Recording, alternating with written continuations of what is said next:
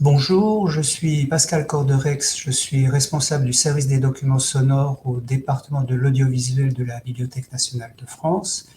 Et aujourd'hui, je vais vous parler d'un phonographe destiné à l'enseignement des langues vivantes, le pathégraphe, ce qui nous ramène au début du XXe siècle. Alors auparavant, je vous précise que le département de l'audiovisuel de la Bibliothèque nationale de France est en charge notamment du dépôt légal des phonogrammes, phonogramme, un terme un peu savant pour désigner les enregistrements sonores, de la vidéo et des documents multimédia, comme par exemple le jeu vidéo, ce qui peut être assez inattendu en ce lieu. L'origine de ce département remonte à 1911, quand le linguiste Ferdinand Bruno crée les archives de la parole à la Sorbonne avec l'aide de l'industriel Émile Pathé. L'idée de Ferdinand Bruno, c'est de créer des archives sonores pour conserver toutes les traces de la langue parlée. De cette manière, en fait, il constitue la première collection institutionnelle d'enregistrements sonores en France, avec les voix notamment de Guillaume Apollinaire, du commandant Dreyfus, d'Émile Durkheim, etc., etc. Et beaucoup d'autres voix.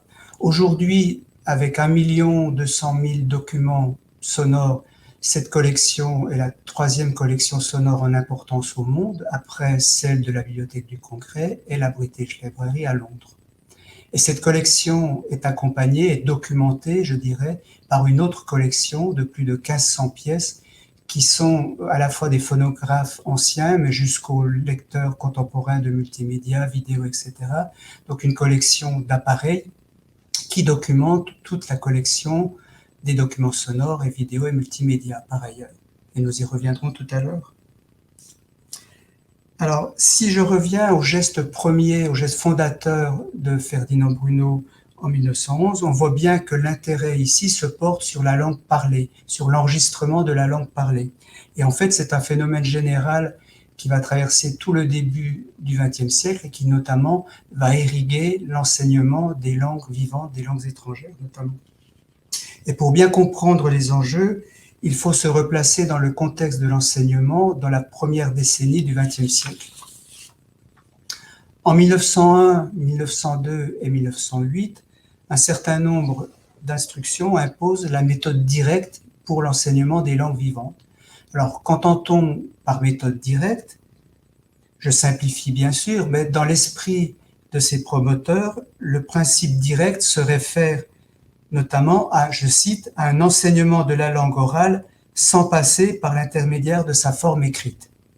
Et on rejoint ici le postulat fondateur de Ferdinand Bruno quand il crée les archives de la parole, c'est-à-dire l'écrit, la transcription écrite est toujours une trahison de l'oral, est toujours une trahison de la langue parlée. Donc, plutôt que d'utiliser la transcription écrite pour restituer l'oral, pour restituer la langue parlée, utilisons le seul média qui restitue cette langue parlée dans toute sa plénitude, dans toute sa dimension, c'est-à-dire l'enregistrement sonore, et plus précisément à l'époque, le phonographe, pour enregistrer cette parole et pour la restituer. C'est donc ce postulat de la primauté de la langue parlée qui va amener à l'utilisation du phonographe dans l'apprentissage des langues vivantes. Ce qu'autorise notamment l'instruction de 1902, qui introduit la notion d'auxiliaires oraux et visuels, d'où l'importance prise par l'image et par le son dans l'enseignement.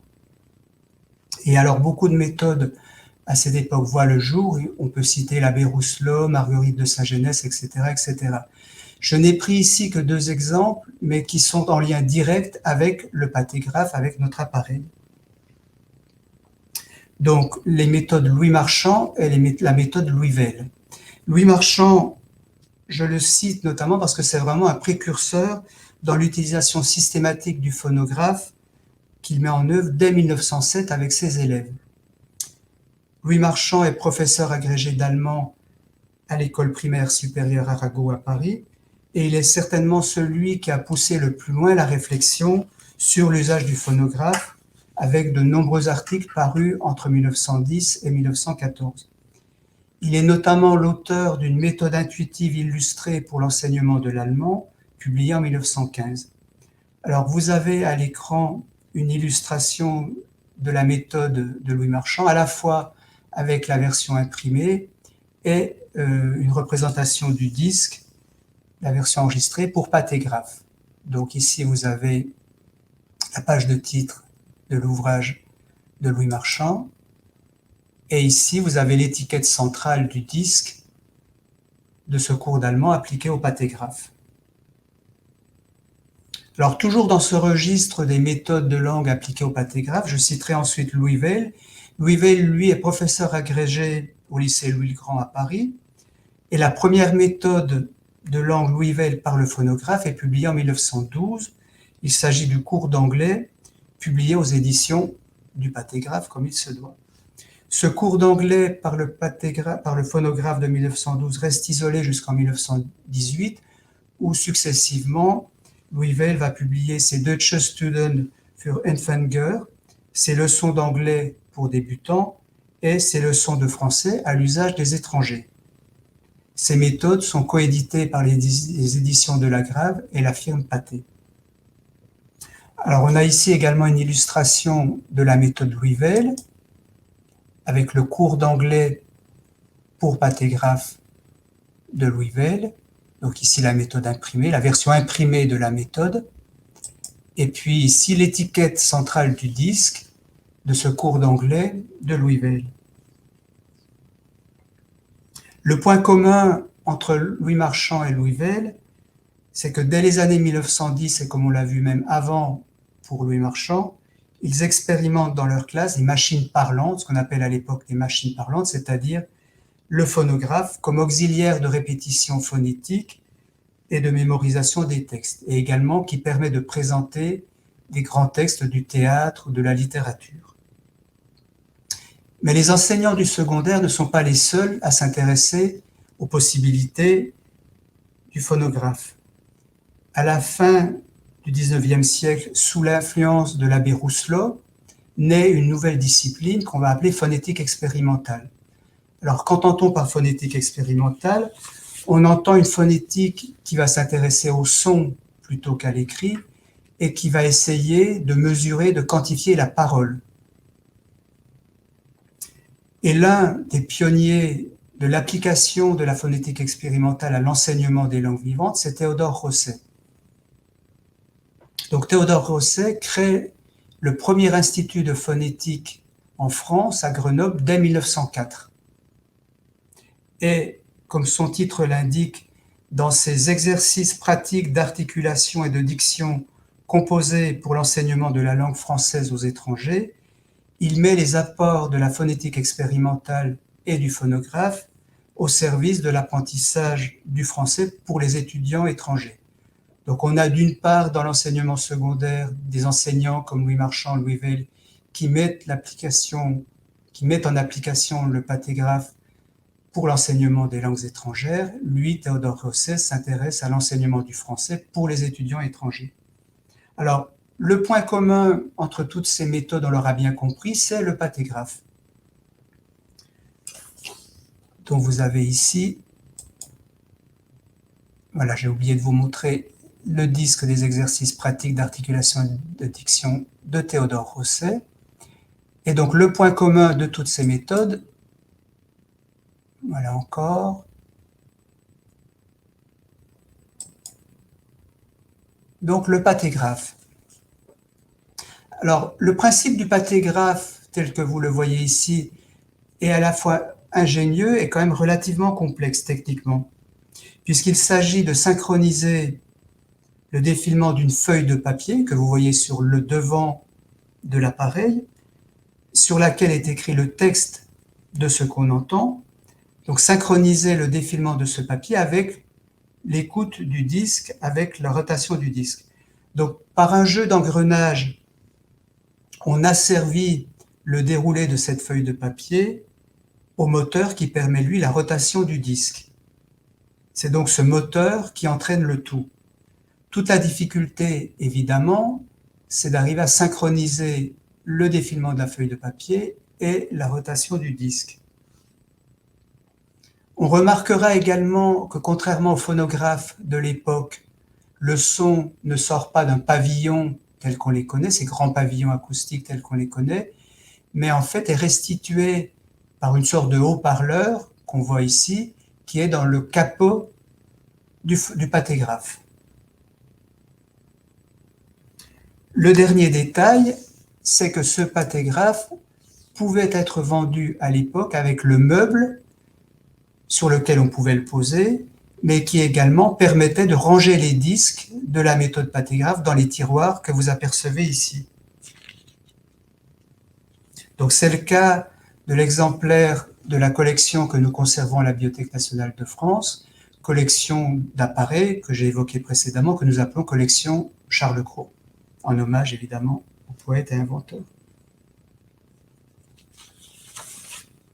Alors les disques que nous apercevons et que nous voyons mieux sur cette image sont des disques Pathé, évidemment, de la firme Pathé, de 35 cm de diamètre et qui tournent à 80 tours par minute. Alors il ne faut pas se laisser abuser par la taille conséquente de ces disques de 35 cm de diamètre. À l'époque, on n'a guère plus de 2 minutes d'écoute par face.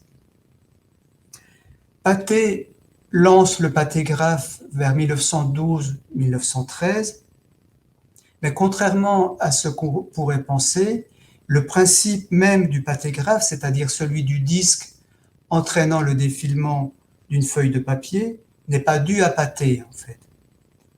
Ce double mécanisme est présenté à l'Académie des sciences dès janvier 1909 par le docteur De Petzer, docteur dont on sait relativement peu de choses finalement.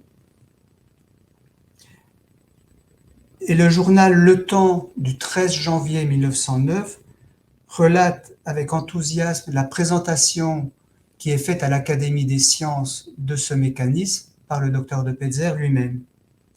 On parle alors d'un pupitre traducteur applicable au phonographe. C'est sous ce thème qu'il est présenté à l'Académie des sciences. Et Le Temps, avec beaucoup d'enthousiasme, nous précise qu'on le fait fonctionner. Donc ça veut donc dire que dès 1909, ce principe est opérationnel, il fonctionne.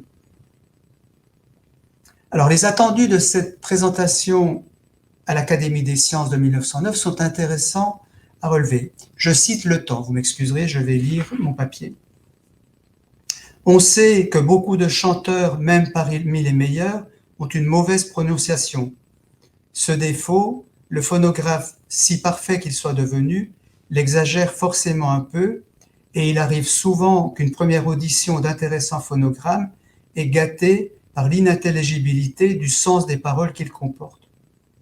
Pour remédier à cet inconvénient, le docteur De Petzer a imaginé un appareil adaptable à un phonographe quelconque et qui, porteur d'une bande où se trouve inscrit le texte accompagnant la musique, amène continuellement sous les yeux de l'auditeur la traduction de chaque syllabe énoncée, au moment même de son émission par le phonographe. Donc Pathé a simplement adapté l'invention du docteur De Petzer à l'un de ses phonographes. Et c'est comme cela qu'un pupitre traducteur, destiné à mieux comprendre la diction de certains chanteurs, est devenu le principal support de beaucoup de méthodes de langue, d'apprentissage des langues étrangères ou français. Le pâtégraphe va avoir une durée de vie assez courte. Il est commercialisé par Pathé vers 1912-1913 et dès 1918, il ne figure plus au catalogue de Pathé. Il est remplacé par les méthodes de langue pour Pathéphone qui est le phonographe classique, on va dire, de la firme Pathé. Les disques de 35 cm à étiquette gravée, comme on le voit sur l'image, sont remplacés par des disques de 30 cm à étiquette en papier et sur lesquels sont reportées les méthodes de langue publiées initialement sur ces grands disques à étiquette gravée. Et c'est donc la fin de cette belle invention du pupitre traducteur devenu le pâtégraphe. Je vous remercie. Si vous avez des questions ou encore mieux des précisions à nous apporter, n'hésitez pas, vous pouvez nous communiquer ces questions ou ces précisions en vous remerciant.